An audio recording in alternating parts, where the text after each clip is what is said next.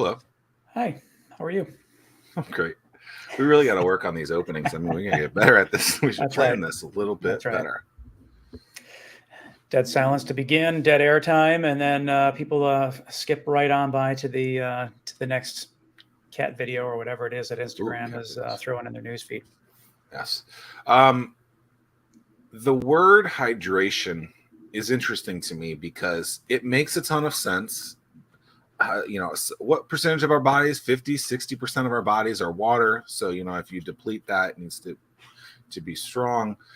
What's interesting, though, is when I started getting into triathlon world and I really started depleting, I guess, and sweating out water, I realized how important it is to hydrate and learn different things. I used to think that just water was okay.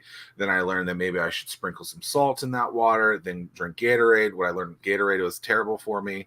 I personally, drinking beer. I have a dilly shirt. I almost wore that today, and I was like, no, I'm not going to wear that. That's ridiculous. But it's really interesting because it seems like, and I'm interested to talk to our guests today about this, but the word hydration, or when you are dehydrated, I wonder what percentage of your body you're really dehydrated on, and how quickly do you does it make a big impact? And with these super hot days that we've had this summer, I mean, everyone's got to be dehydrated these days. I don't disagree. I always feel it my calves first, especially after Really? a long run. Yeah. That's interesting. See, look at that. We have Megan and Kim from Crunchy Hydration with us today. Hello. Thanks for having us. Unison. How's it going? We're a team. Unlike you guys, we practiced the intro. I know. We have 120 episodes to practice this. And we're still stumbling. The problem is when I press live or I press go, it takes a couple of seconds for it to register, for me to see it, even though it's 4 seconds ahead. I'm like, I don't know. And I blame the system. Okay. It's always the system. It's always the system. So, are you guys athletes? Did you grow up in enjoying water, hydration? Why care about something like this? Well, I love beverages, just beverages in general. I love water. I love, my parents used to joke me. It was, what's that scary movie with the water everywhere? I was that person. I just had cups all over the house. Do you know which movie I'm talking about? I mean, there's a lot with water everywhere. I'm thinking The Jaws, Haunting. Blue Sea. Yeah. Anyways, love beverages, and it's been super helpful recently as I've started doing a lot of hot yoga where it's 115 degrees, 50% humidity in there. Yeah. I'm our target audience because I'm chronically dehydrated. I'm awful at drinking water. She's like a camel. It's a yin and yang here. Yesterday I was like chug, chug, chug, chug, chug. I had to do that every now and then just to get her to drink some water. It's true.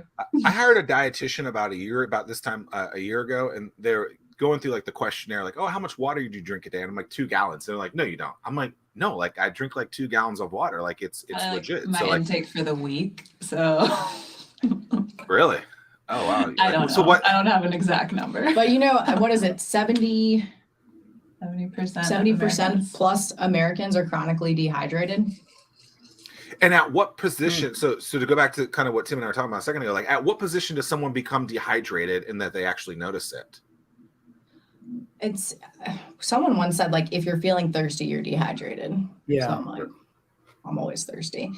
But I think just a lot of us are not getting proper hydration. So we could go on and on about the quality of water, or the majority of beverages are full of sugar or additives that are actually dehydrating you. Yeah, the average drink across all forms of beverage in the United States has 37 grams of sugar, and that is 125% of your daily recommended intake.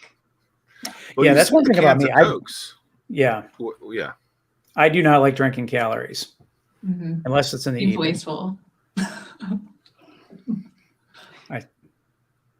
Unless it's Friday.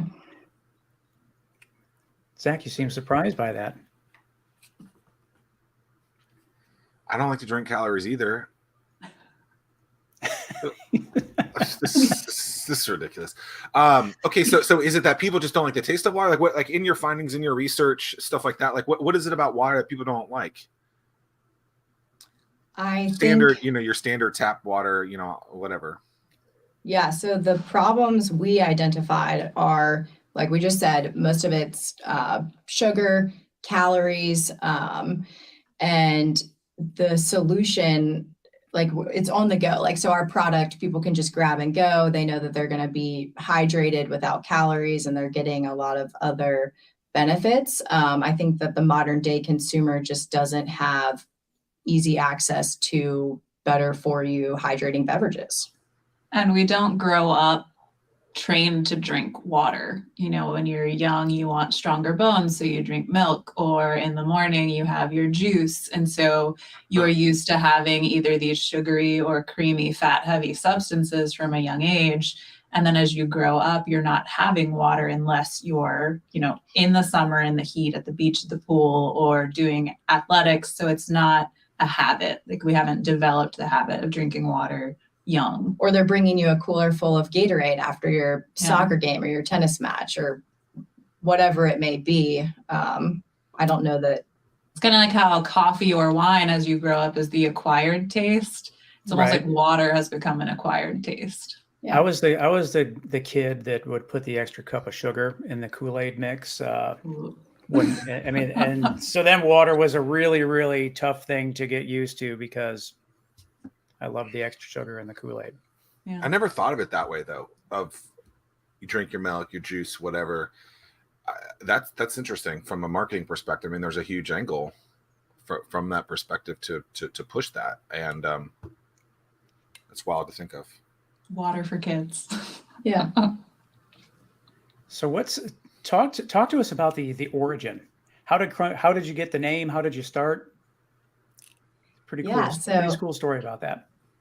It's a good story. So Crunchy Hydration originally started, well, actually, how long of a story do you guys want? We'll go back in time. So Kim and I, we started being friends, middle school, high school. We went to UVA together, went our separate ways. I moved to Los Angeles, working for a global training company, and quarter life crisis, moved to Thailand. That's where I fell in love with all things crunchy, and moved back to this area, Virginia Beach, and started a cold pressed juice business in 2017.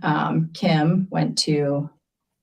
Well, I went to UVA as well, studied chemical engineering, but while I was there, got involved with an organization that offered this kind of give a year scenario where I went to Granada, Spain. It ended up being 2.5 years and worked on a university campus there. I moved back, got a job as a project manager, and right around the time I was looking for a change of pace, Megan had started Crunchy Hydration, and we're kind of yin and yang, opposite personalities, opposite strengths and interests, and so kind of fits to have the team together. And we both struggled with anxiety and bouts of depression, you know, our camel over here, chronic dehydration. And so it was just a beautiful, perfect blend to be able to start this company together and, you know, really focus on not just the physical hydration and what this does for your body, but the mental aspect of it too. So for us, it's a much greater, you know, Crunchy started because I had a terrible, like, cheap juicer and it was literally crunchy and I would smash up almonds and put it in there. But now it's a lifestyle. It's a movement we're trying to start of living a life of intention and caring about your body and what you're putting in it and how you're treating others. Yeah. So that's how Crunchy came about. There's many people, I think, would believe this statement that we treat problems once we have them instead of like fixing kind of their intake, if you will. So instead of, okay, like I have this disease now, whatever, here's a drug to fix it, instead of trying to fix it on the other end of it. And it's interesting to, I would assume that you guys, I think everyone on this call would probably agree with that kind of statement. Do you guys agree? I guess I should yeah, ask. Like you treat the symptom instead of treating the root cause of the symptom.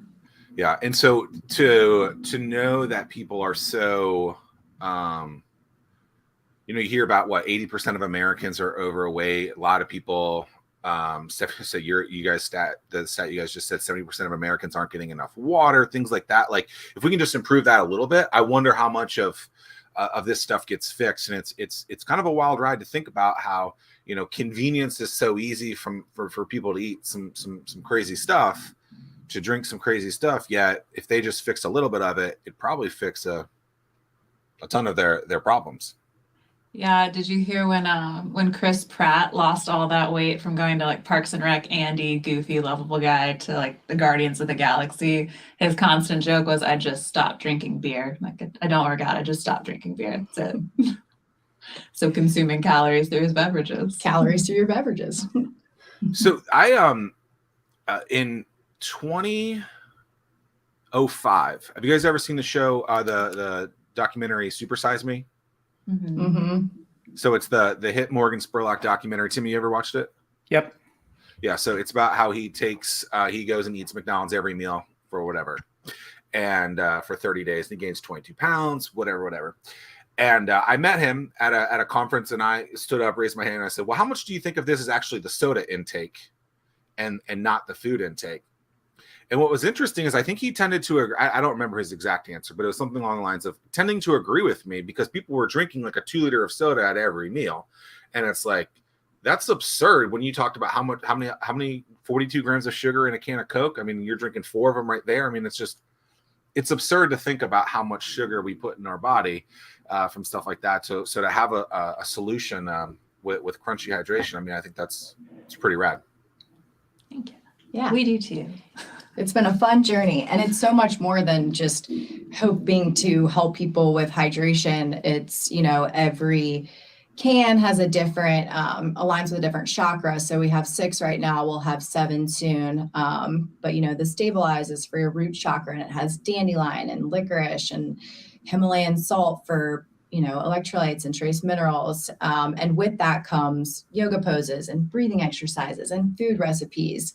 So it's, hopefully all encompassing and just giving people the tools to make simple, intentional changes in their life. Yeah, so the water is, like, most people call it just crunchy. They don't even use the full name of crunchy hydration, because crunchy then becomes, you have this simple habit of just replacing a drink a day with crunchy, but that grows into something more as you learn more about it. It's not just a beverage, it's this lifestyle to adapt. What are the 6 flavors right now? Can you name them off? Not to put you on the spot. I would hope we can name them off. I would hope so too, but. So you start with the Stabilize, which is raspberry, that's your root chakra. And then the Awaken, which is tangerine, that's your sacral chakra. The Energize is mango, and that is your solar plexus. Then the Elevate is your heart chakra, that's lime. The Calm, watermelon, so good.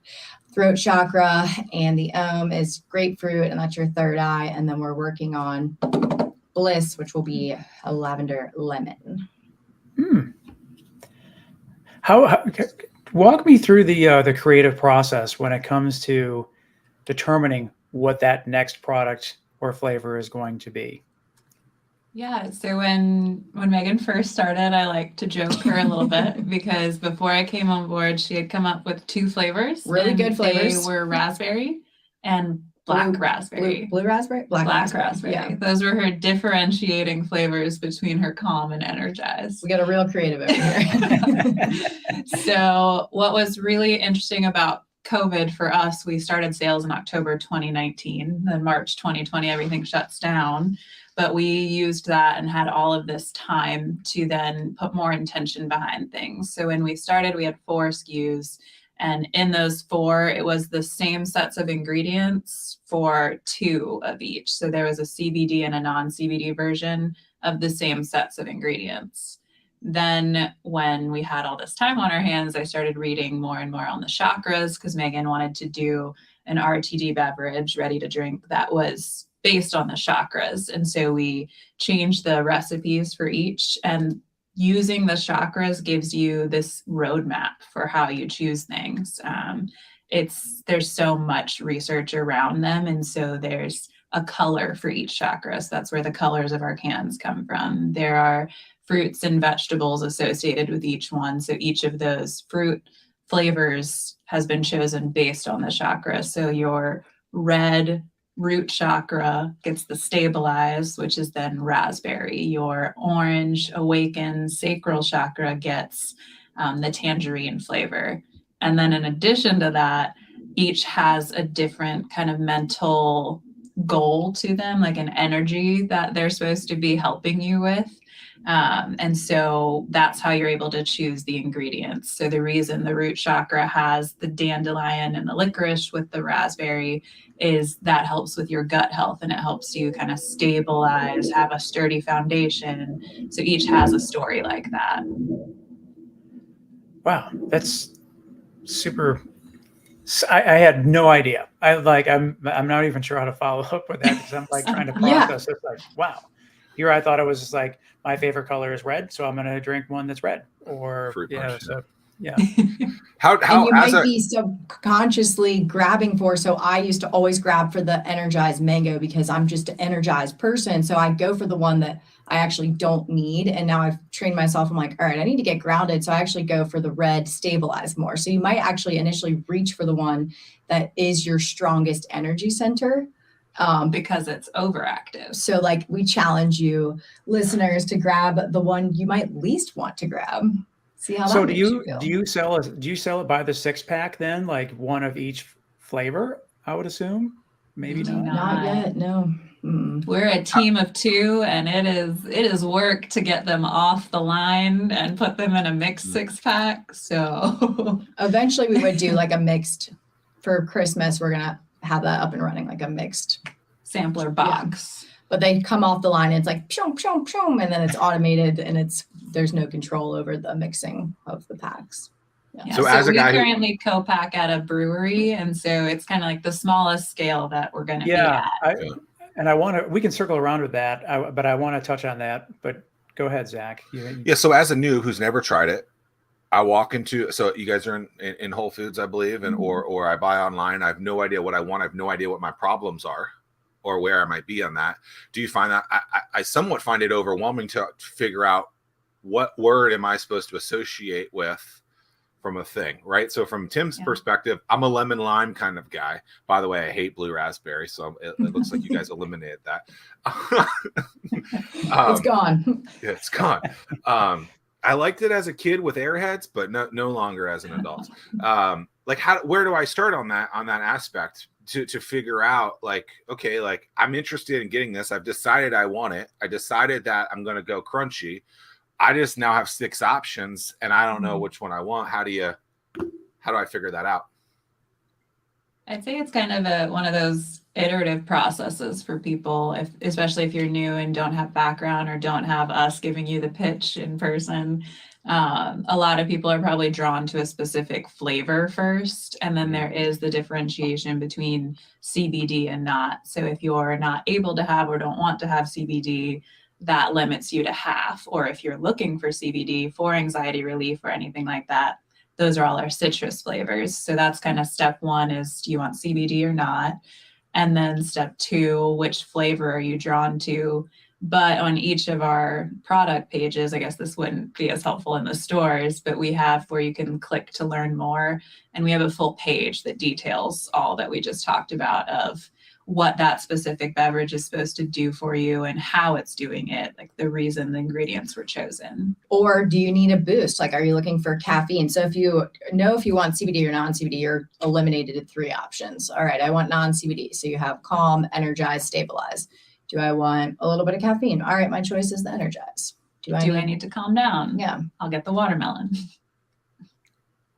So the name helps as well with determining it. Yeah. If you're looking for energy, you have the energize or the elevate. Meditation.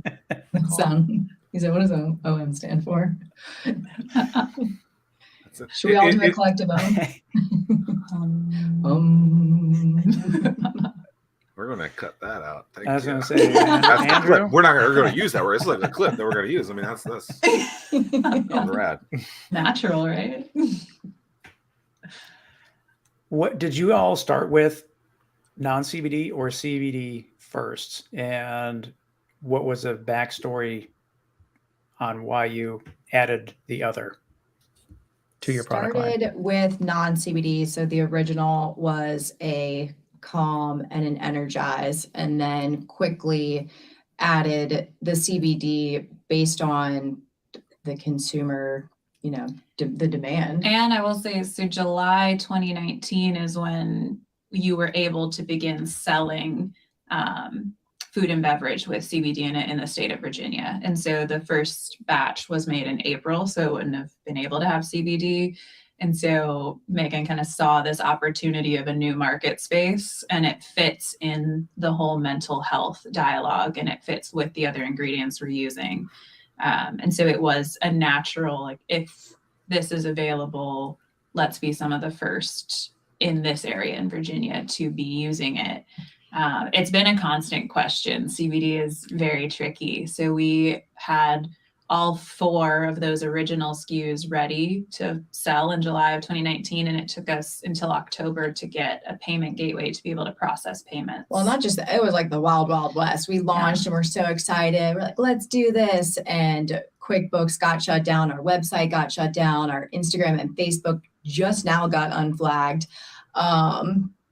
Everything. Do you have banking issues? So we had Tim, do you remember Mass Roots way back in the day? Yeah. So we had invested in a company that then started another company, and it was a social network for, I guess, just pot. And they had a crap ton of money in the bank, and their banker, who was also my banker, called me and it's like, "What does this company do?" And they like closed them down. And this was 2012, 2013 timeframe. So like pot businesses were definitely not. They're probably cool, but not like allowed, I guess. I mean, do you guys have those issues now? Like, are banks cool with We that? haven't had issues with like getting a bank account or anything. The issue is payment processing. Yeah. So we got very fortunate. We were looking at a 6-month wait time because it used to be just these smaller payment processing that would be allowed, because WooCommerce doesn't support CBD, Shopify doesn't support CBD, QuickBooks doesn't, Braintree doesn't, Stripe doesn't, PayPal doesn't. Like still to this, like currently. Now. I'm surprised Stripe doesn't. That's We got kicked off of every single one of those platforms. But while talking to a smaller one that was going to be a 6-month wait time, we just were completely blessed by this associate there who introduced us to a woman at Square when they were starting up their beta program. So we have higher credit card processing fees associated with our transactions than normal, but we were one of the original companies that Square took on in their beta program, testing out CBD transactions. And now Square does that for everyone. It's kind of like if you have a CBD product, you're using Square probably. Got it. Yeah, I mean, you can get this at Food Line. You can get it. You can get CBD products at your normal. I mean, at Whole Foods. Like, I don't understand what the difference between that and. So in chain stores, it's typically only CBD topical use, like creams, balms, stuff like that. Like at Whole Foods, you can't buy our CBD products. They're still waiting to get the green light on food and beverage with CBD. So anything that's ingestible at the chain level has not been approved yet. Everyone's kind of waiting to see who's going to take the first product. And it's usually the company's legal team that's behind that. The in-store managers and buyers want the products because they know they're going to sell, but they're just waiting for the go-ahead from their legal department. It's just still a little bit of the wild, wild west. Wow. So when go ahead, Zach. When you're selling online, can you sell across states, or is it only in Virginia from CBD perspective? We can sell across states. There are 2 states right now that don't allow shipping from out of state, and it's just South Dakota and Idaho. I'm just curious. I don't know about the crunchy base there. I don't know what we're missing out on. Yeah, you're right. Yeah, I'm curious, like, from when you're talking to different stores, because as Zach mentioned, you have some shelf space. What stores do you have shelf space in, and how does that conversation go? Are they welcoming it because, like you said, that they know it's going to sell? Talk to us about that process. Yeah, so it has been really blessed. We first started in Taste locally in all of their stores. And from that, we had a lot of other local business owners see us, distributors. And so that was kind of our first launch, was in all the taste locations. And then from that, I would say like 75% of our 221 stores that carry us actually reached out to us wanting to carry it. So it's been really welcomed and supported locally in this area. And then on a chain store level, same thing, like Whole Foods carries it and has been supportive. We went through the process of adding our CBD SKUs into their system so that once they get the approval, we'll be live. Working on finalizing stuff with Kroger, which is super exciting. Over episode 121, what is this, Tim? 122? 120. So over the 119 previous episodes that we've had several amazing women entrepreneurs on the show, and several of them have told us horror stories of being entrepreneurs and just being in it being very difficult to be a woman-led company. Do you guys have any stories like that? Has it been completely different on that? Like what have you guys experienced in that kind of world? We have a lot of good stories. I don't feel like we've faced anything too difficult for being women. I think we're also very relaxed people, though, so we don't really take things to heart. CBD ourselves. works. I was gonna You say, can have one right before me. Yeah, okay. No, you I can would come at us and we're not going to be offended. Like we can probably just serve it back. yeah, like if you've got something to say, we've got something to say. But no, we have truly felt like supported and I don't know, like blessed because of being women in the industry, because there's so many, like the 97% of funds in the beverage world go towards male founded beverages, and a lot of the conferences are older men, but we have never felt offended or had trouble. I mean, no, it's been really blessed. We just have stories of like trying to do it all as women entrepreneurs. I'm like, well, it's a bootstrapped operations right now. Like you're looking at the box truck driver, Megan, who, and sometimes you get to play the woman card and be like, oh, help me. Yeah. Or like, oh, I'm driving the forklift today. And like, you got to use whatever cards are in your deck. At some points, yeah, I wish I was a more like capable driver, but yeah, those have been our only issues. So where do you do all of the canning and all those operations? Where's that being done now? So we are in Hampton at St. George Brewery. Yeah, we started with Farmhouse Brewing over on Kempsville. And so when COVID hit, all of their draft sales, they've moved into canning because they were really mobile and did really well in that time frame. They have a smaller production facility, so they didn't have space for Crunchy anymore. But again, we're very supportive. And before they had their production facility, they used to co-pack through St. George. So they made that introduction so we could make the switch there. I was there last night. Yeah, that's just St. George right down the street from my house. Does St. George, do you have something in place where you're able to sell your products there as well? Mm-hmm. Yep, they have a little fridge in their draft room. Were they the first local brewery? Yeah, I think they are. I think so. They were like, the OG. Yeah. I think they've been there as long as we've been alive. How do you? So the next step is finding other breweries. Do you, finding what is the next step to get more inventory out, to get more product out to the market? You should ask. We had that conversation yesterday with them. Okay. Yeah, well, sales have been really picking up and scaling at the rate at which we wanted to and projected. So it is great, but not great for them when we're like, oh, we need to add, 4 more runs next month. So we will work with a Baltimore-based co-packer that can do, I don't know, millions of cans. We haven't even asked about their max capacity because their minimum quantity per flavor is double our maximum currently. Yeah. So we'll be able to switch to a national co-packer who has, locations all across the US, and then be able to stay with St. George to work on expanding our keg operations and, probably keep our CBD lines there and do specialty runs. So it ends up being a beautiful transition period once we're ready to do 1 million cans a month. Good problem to have. Yeah. So is that the longer term strategy then, is to keep on using places like this? And then like, what are you looking at in terms of investment in order to establish your own canning operation? I mean, I have no idea what that would cost. It would cost. We calculated all of that out because when we were young and naive, we're like, that's, we are raising the funds and we are going to only have women brewers and we're going to have our own packaging facility. And we quickly decided we're not going to do that. We're going to keep with co-packing. It makes sense financially. There's a lot less overhead, a lot less risk. But it would cost about $500,000 small scale. For a small scale, which at that point we wouldn't be looking for a small scale. So the capital cost would probably be larger than that.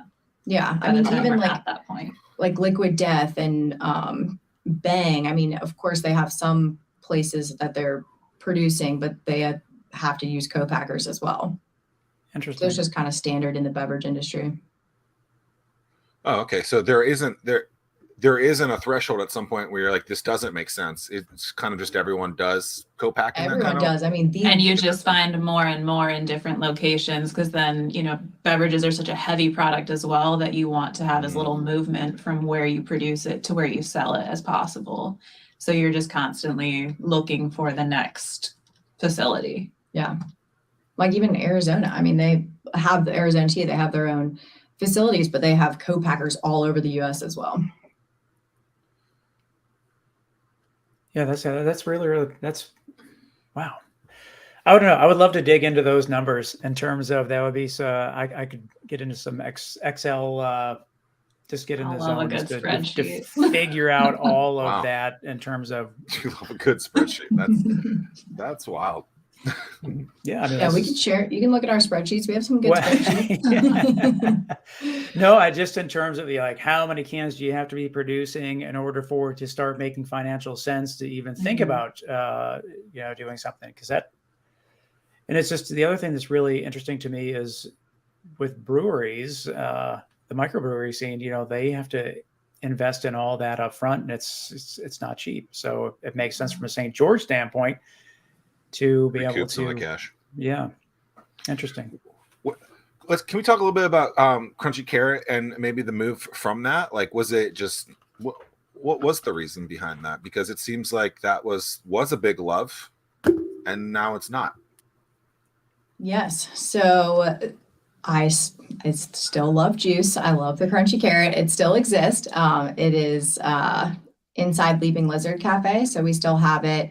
I license the brand to them, so their team makes the juice, but it kind of got to the point where the purpose of why I started it was killing me slowly. I mean, it was not scalable. I was waking up super early, going to the farm to get fresh produce. Even if I had all the help in the world, like it just never ended because it's a short shelf life. And if you really want to grow that business, you would need to either franchise or cold pressure, pasteurize. So for me, having the opportunity with really no overhead to experiment with the waters and something that was more shelf stable and aligned with my mission in the same way that the juice did, it was just kind of an easy, natural transition. But yes, if you want to try the Crunchy Carrot juice, go to the Leaping Lizard. Is the Leaping Lizard? Where is that? You haven't been to the Leaping Lizard? Okay, it's when you're at Chicks Beach, you gotta go to the Leaping Lizard. Yeah, it's right near the Kroger and where you get on to Hampton. Yep. It's an really old house that is green, and they converted it into a restaurant. There's chickens in the back, and you can walk to the lake, farm to table restaurant. It was on what is it? Drive-ins, diners, and dives. Guy has been there. So as first-time business owners, like, I mean, how do you grasp that you needed to move off of that? Like, because I feel like a lot of people who own their first business hold on to something long, and I know it's still in existence, but they hold on to things longer than maybe they should, even though they're getting indications that they shouldn't. Like, were you guided? Did you have a mentor help you with that? Were you just like, screwed, I'm over? Like, how do you make that decision as someone who had never really done it before? Well, I think it was definitely a transitional time because I do both for a while. Yes, especially while waiting for the payment processing solution. Megan was still doing that entire summer and fall of 2019 the juices while doing the waters. And so it was almost like the crunchy carrot stand at the farmer's market and things like that were also a way to get consumer feedback before we were able to be on shelves anywhere, which was very helpful in the development process of the waters. And then it just, I don't know. I think juice season dies down and the farmers markets die down. And so then it became like, as crunchy hydration started to pick up steam, it was, you don't have time to spend 8 hours a day juicing if you want this to succeed.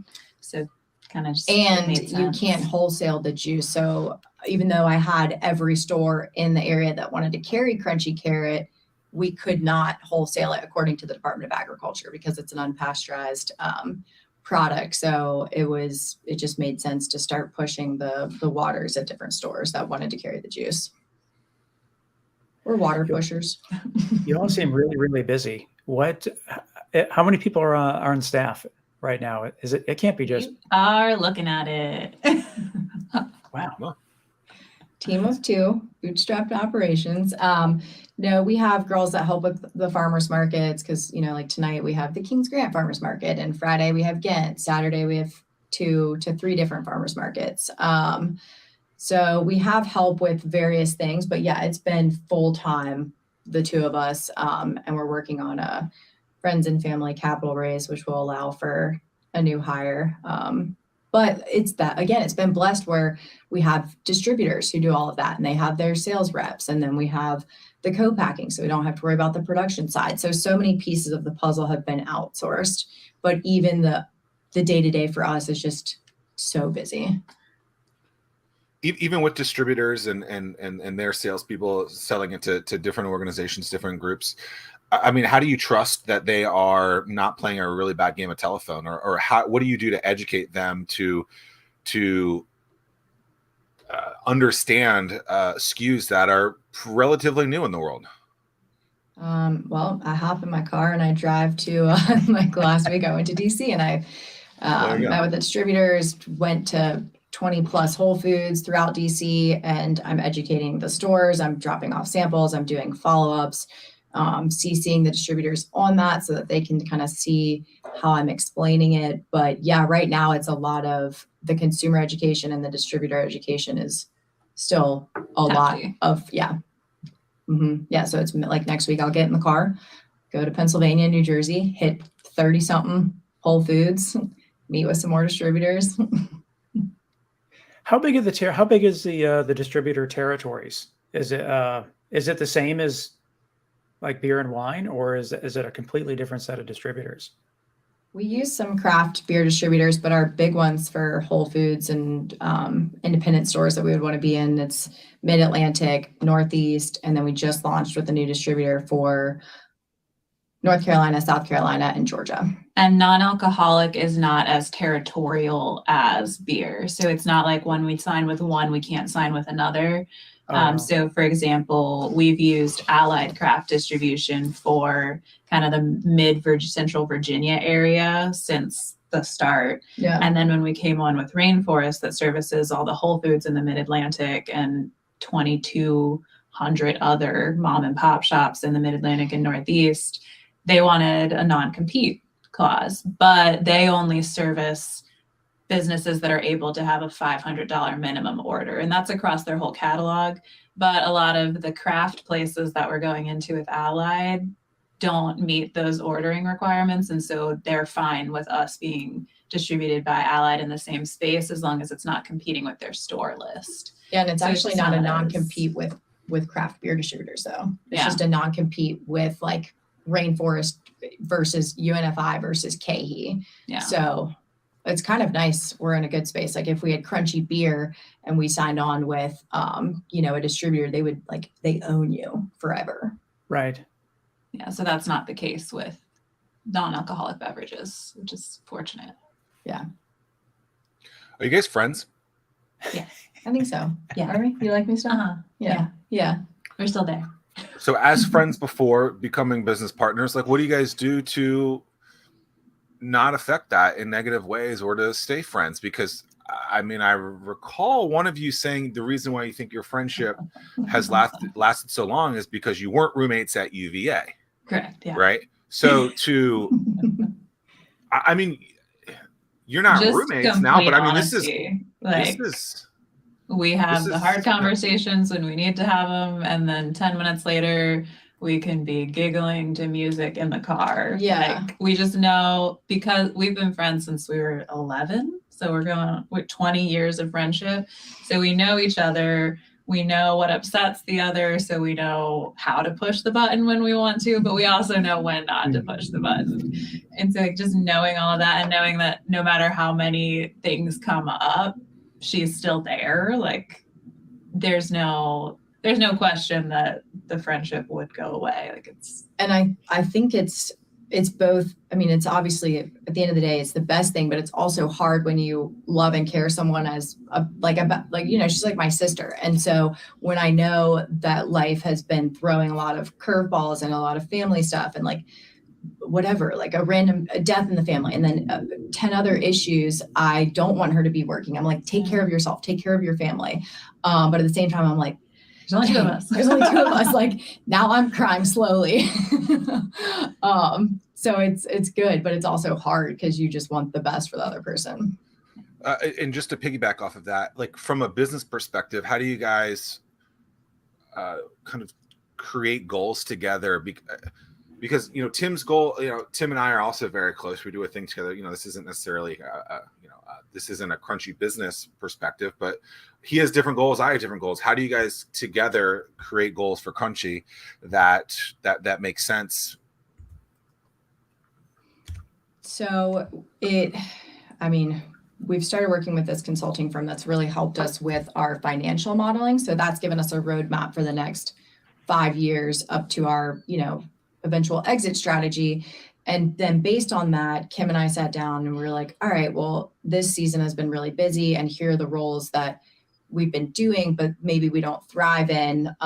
Where do we personally want to be, and where do we professionally want to be? And like, we can craft our own future. Like, we can hire a CEO if I don't want to be CEO, and we can hire, we could do whatever we want. So we sit there and then plan what we want our future to look like, and then we make it happen. So we did that literally, yesterday? Yeah, it was yesterday too. Yesterday was a big day. I was like, what do you want to do? Like, what do you want your title to be? Like, what do you want your day-to-day to be? All right, let's get to that point. Let's make it a goal by next year. We also did, so we're in 757 Startup Studios right now. That's where the studio is.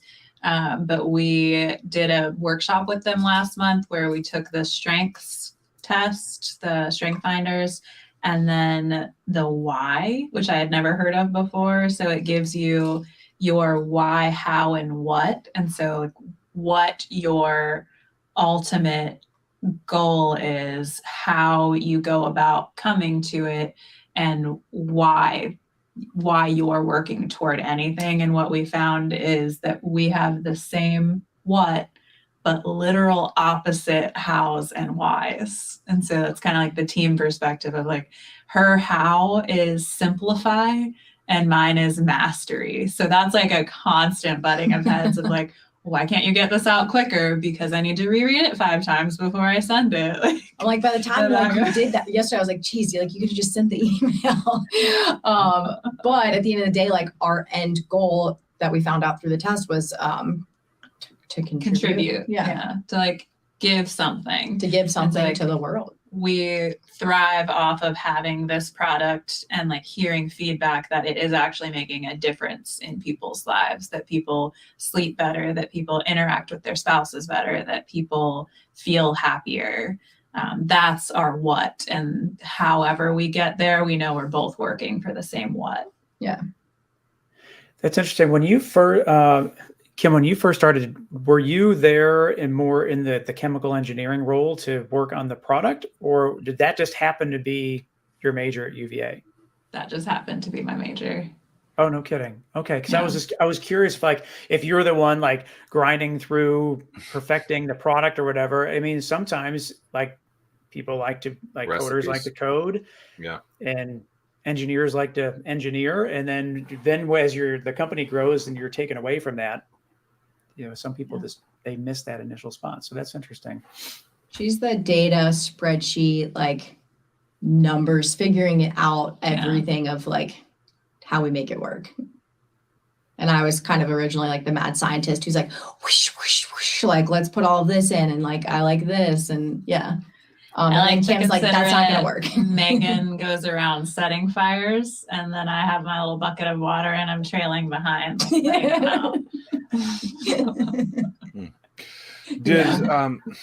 That's interesting.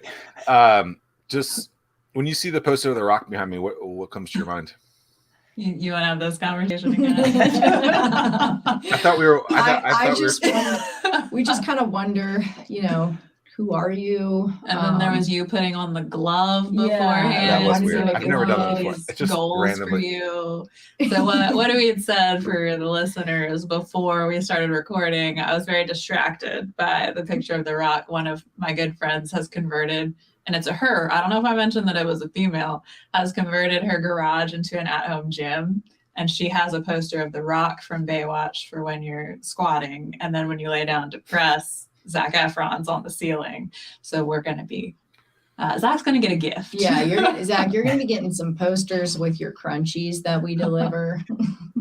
We'll give you a few options. That way you don't have to feel pigeonholed. But well, honestly, like I see that poster and then I'm like, I wonder like what can we see you with your shirt off? Maybe like, I don't know, is that too far? Is that what you look like? Or is that inspiration? Grandmother was also really into pro wrestling. She kept a metal chair in her living room. My grandma was 4'8", mind you, little church lady with her little matching pantsuits. And she would sit in front of the TV shaking the chair. Like she loved it. So that's what I really think of when I say. Okay, so we got to get deeper into this. So what was she shaking the chair for? Like, was she going to hit someone with it? I mean, maybe. She wanted them to use the chair. So she was putting into the universe what she wanted to get out of it. Yeah. I need to go buy some metal chairs. I mean, this is right. So that sounds exciting. I think that's tiny. What? Tim's shocked. Like, no, I'm just thinking that's got to be like. She's a legal midget. Like she's a feisty woman, though. She was. Back in the rowdy Roddy Piper days, or. Oh Lord. We told you we have stories. Yeah. What else? You guys got a good story? I don't Can know. You beat Grandma with the metal chair? Can you top that one? I probably do, but I don't want the world to know it. That's an interesting transition. I don't know how to transition from that to I something know, right? else. I leave people speechless regularly. Yeah, it's hard. It's hard for me to be speechless. Got him. Yeah, let me think. What else do we need to share with the world? Okay. So what did you? Okay, so you guys have done some interesting adventures. Spain, Thailand, going away to UVA. Like, is there anything from those experiences that maybe helped you from an entrepreneurial perspective to really grasp to create your own way? Yeah, absolutely. So the focus of where I was working in Granada it was a student center. And so in the United States, when you go to university, you have all these clubs and groups and associations you can join. And that's not what it looks like abroad anywhere else. And so a lot of the issues that people see as young adults in other countries is just kind of they're so connected to their home because there's not another group or like place to find yourself. And so it was about creating space for community in the university. And so we did a lot of research on different ways to connect with people. And one was a book called Cross-Cultural Connections. And even though that was about specifically like, I'm an American, you're a Spaniard, how do I relate to you? A lot of the chapters just became like, you're Megan and I'm Kim, how do I relate to you? And I think a lot it makes it simpler to tailor your pitch to the person you're in front of, like just taking a minute to think, what is their life perspective? What have they been through? Why would Crunchy be important to them? And being able to do that for each individual, like on a different level. Well, and in that role, you were managing events, building out websites. So, we have our graphic designer, website guru. So I feel like because of what all of our adventures in the past, we're able to adapt and literally like figure out everything. Great at Googling. Really good at Googling. It's a skill set. Yeah.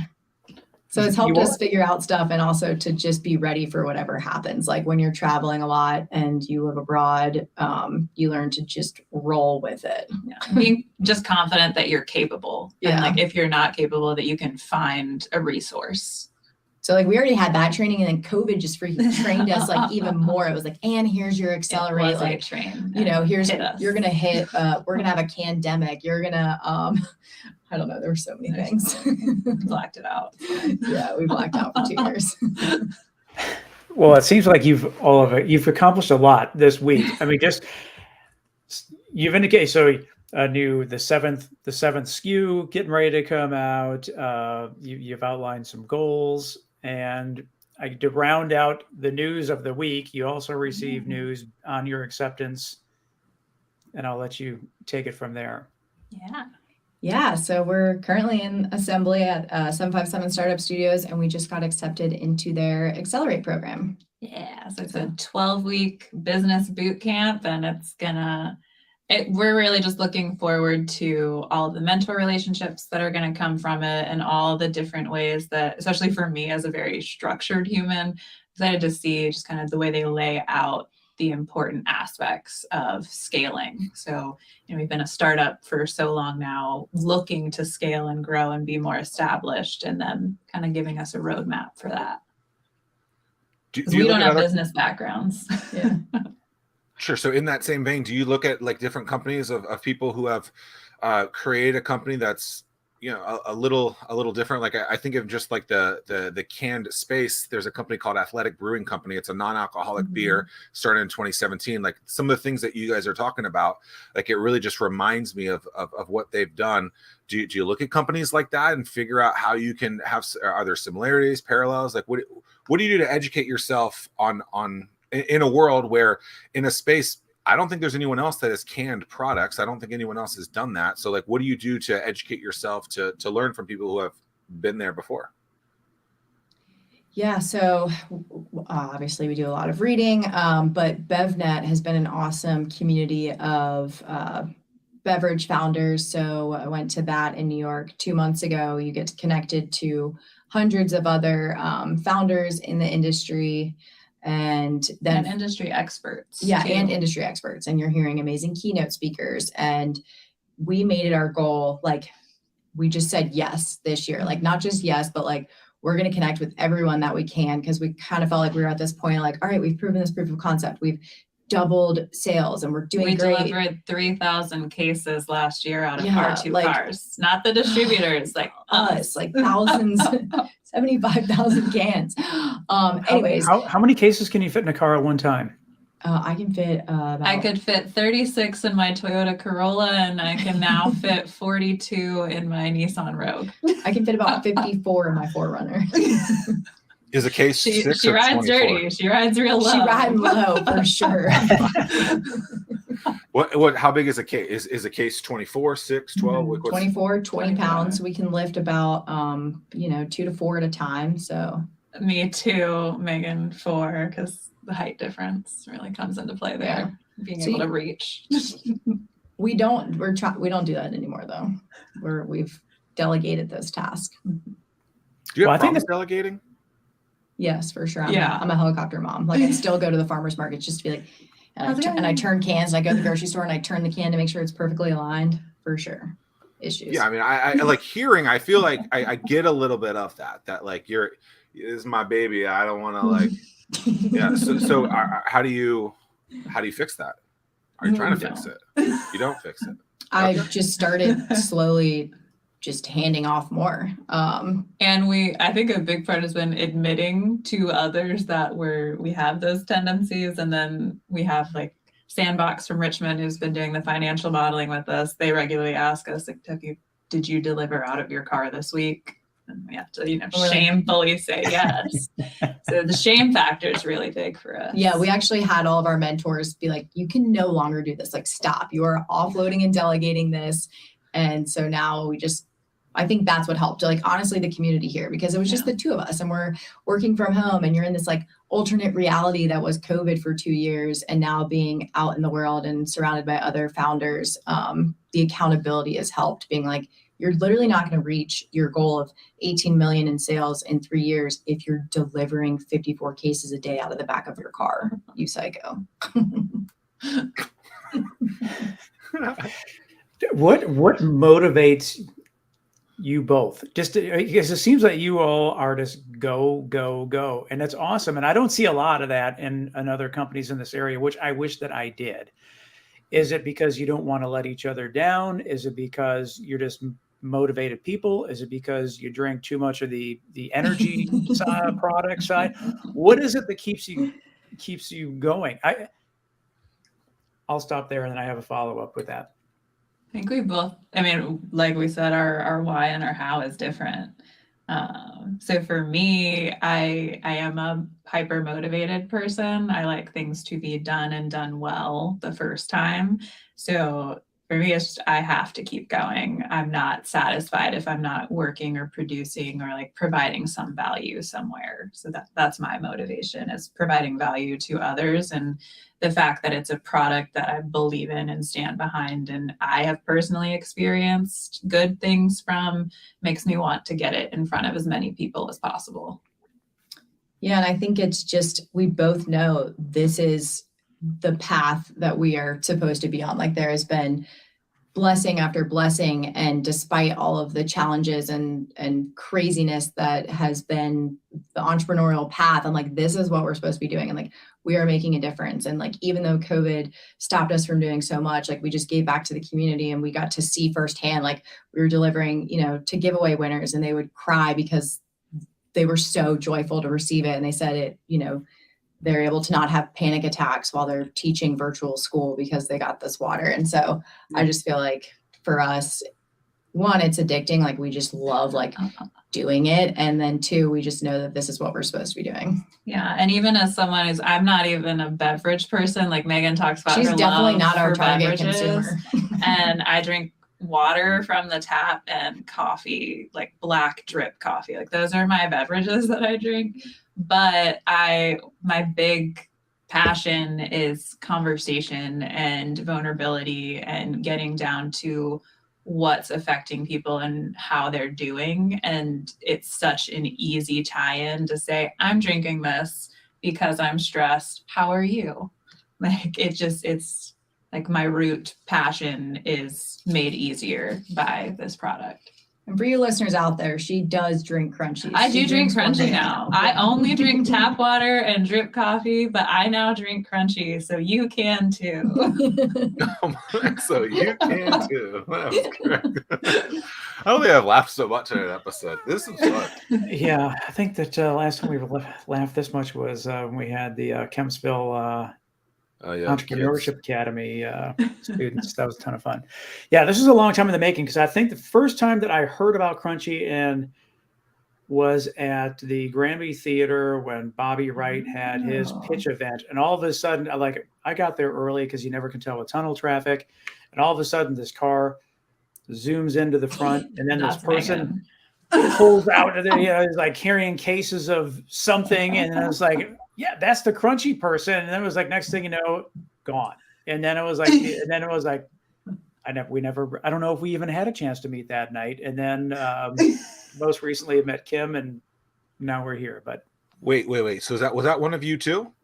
Delivering your 30. That your 30 is she was delivering the perfect description of Megan. I was like, I remember I pulled in, I was like, and then I backed it up, and then I just like had a cooler, and I was carrying one, like two, and then with my leg, and then I hobbled in, and I was wearing like a really cute dress, and it was like blowing in the wind. It was just, I was a hot mess, and I sat up all night. I was giving out cookies.